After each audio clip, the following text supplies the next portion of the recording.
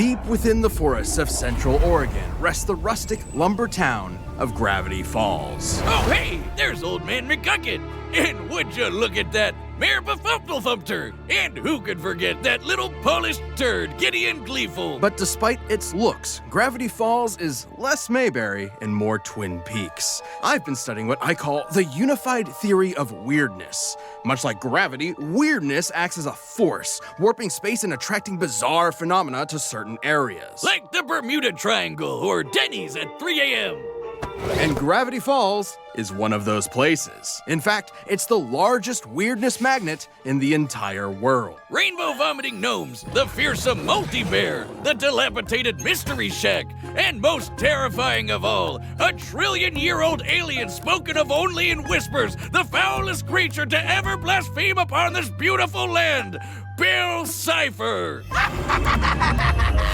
actually doesn't look so bad. I like his little hat. Don't be fooled by Bill's goofy demeanor. Underneath the deadpan one-liners lies the cold black heart of a genocidal madman. After obliterating his home dimension and killing everyone in it, Bill was on the run from the interdimensional authority, so he settled in the chaotic nightmare realm, turning it into his own personal kingdom. But he quickly set his sights on an even bigger prize. Our own universe. Unable to break through the dimensional barriers on his own, he spent millennia trying to trick poor, unsuspecting humans to open the front door. And if Bill escapes, all of reality is screwed. He is a being made of pure energy, able to craft a physical body out of nothing and then change that shape to grow to planetary scales. He can regenerate any part of himself, including his own spirit. Bill can move objects with his mind, duplicate himself, and see into the future. He can bring inanimate objects to life, shoot lasers and fire, and control your dreams like Freddy Krueger. But Bill isn't just some magician. He can warp reality as much as he pleases. He controls space, matter, gravity, time, and can even mess with the fourth wall. Though he's most known for his control over souls. He can see and interact with normally invisible spirits, blow holes through them, and even eradicate them from existence. And should an unwitting pawn make a deal with the dream demon, he can possess their bodies. Which would have been good to know when I started talking to him. Finally! I've been watching you two boobs for a while. The pyramids, the dollar bill, anything made in my image, I can see through. I see everything! Yay, new co-host! Oh, why does my jaw hurt?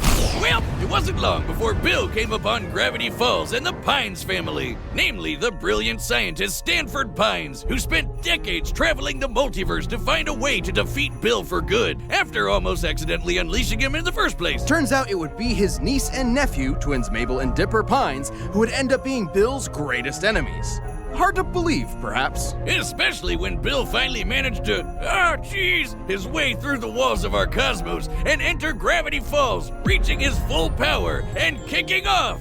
Weird Hey, that's my line! We've got hench maniacs on the loose, madness bubbles flying every which way, making things go all kinds of crazy, and a weirdness wave threatening to warp all of reality. And not just our universe. Without the nightmare realm holding him back, given enough time, Bill's power threatened the multiverse. And given his control over time and space, Bill can move as fast as he damn well pleases, especially when his mind can view an infinite kaleidoscope of possibilities all at once. As Bill says himself, he exists in a state of quantum uncertainty.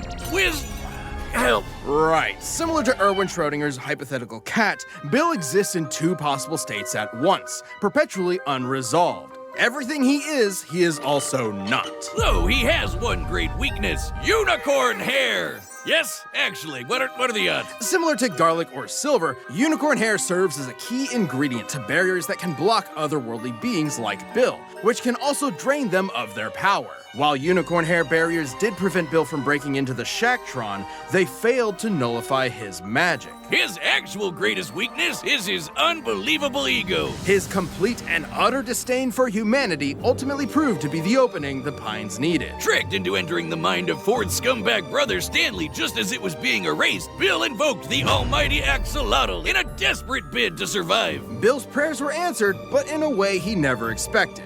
He would be reincarnated in another form, and another time. Where exactly? No one knows, but we can only hope that this equilateral enemy of all that's holy and decent is never coming back.